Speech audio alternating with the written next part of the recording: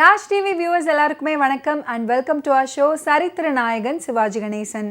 இந்த நிகழ்ச்சியில் சிவாஜி அவர்களுடைய ஃபிலிம் கெரியரில் நடந்த நிறைய இன்ட்ரெஸ்டிங்கான விஷயங்களை நீங்கள் பார்த்து தெரிஞ்சுக்கிட்டு இருக்கீங்க. அந்த வகையில் இன்னைக்கு எபிசோட்லையும் பல சுவாரஸ்யமான தகவல்கள் உங்களுக்காக காத்துக்கிட்டு இருக்கு. வாங்க நிகழ்ச்சிக்குள்ளே போகலாம். காவேரி திரைப்படம் 1955ஆம் ஆண்டு வெளிவந்த திரைப்படமாகும். லக்ஷ்மண செட்டியார் அப்படின்னு அறியப்பட்ட லேனா செட்டியார் அவர்களுடைய கிருஷ்ணா பிக்சர்ஸ் தயாரிப்பில் ASA சாமி அவர்களுடைய திரைக்கதையில் இந்த திரைப்படம் உருவானது.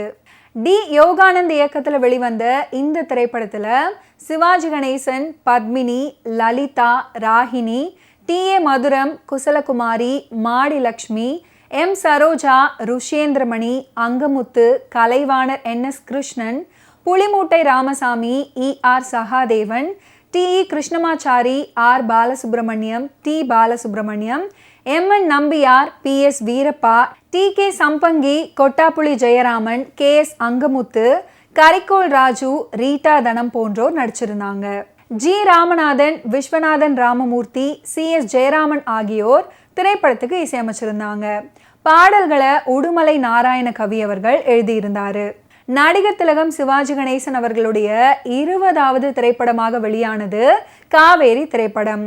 அந்த காலத்தில் 100 நாட்களோடைய மாபெரும் வெற்றி சித்திரம் இந்த காவேரி திரைப்படம்.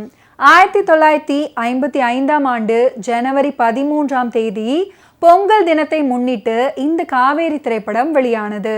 காவேரி திரைப்படத்தில் இடம்பெற்ற உடுமலை நாராயண கவியினுடைய பாடல் தான் சந்தோஷம் கொள்ளாமே சாப்பாடும் செல்லாமே தாய்நாடு திண்டாட்டம் போடுதே அப்படின்ற பாடல்.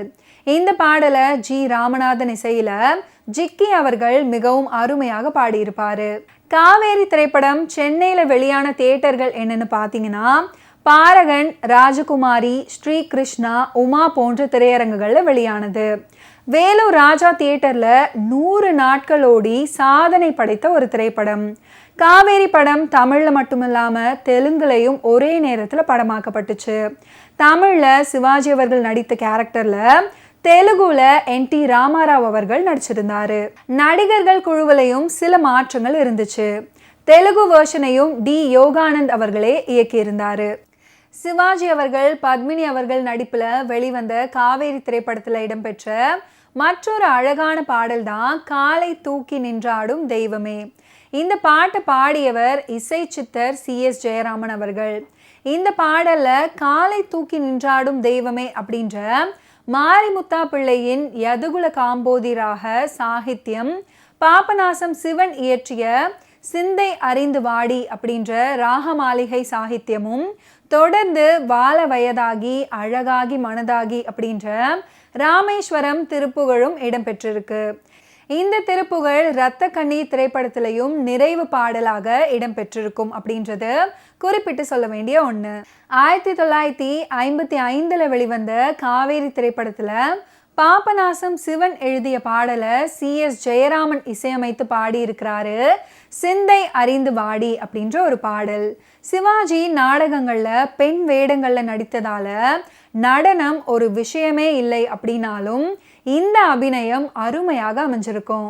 மணமகன் விஜயனே மாப்பிள்ளை அப்படின்னா எவ்வளவு சந்தோஷம். அப்படி காவேரி படத்தில் அமைந்த பாடல் தான் மனதினில் நான் கொண்ட மாப்பிள்ளை என்ற பாடல். MLVயுடைய குரல் வளம் இனிமையாக இருக்கும். உடுமலை நாராயண கவியினுடைய அழகு தமிழ் வரிகள் அருமை. ஓகே வியூவர்ஸ், இன்னைக்கு நிகழ்ச்சியில் நடிகர் திலகம் சிவாஜி கணேசன் அவர்களுடைய ஃபிலிம் கெரியரில் நடந்த நிறைய இன்ட்ரெஸ்டிங்கான விஷயங்களை நீங்கள் பார்த்து தெரிஞ்சிருப்பீங்க. மீண்டும் அடுத்தடுத்த எபிசோட்ஸில் சந்திப்போம். நன்றி, வணக்கம்.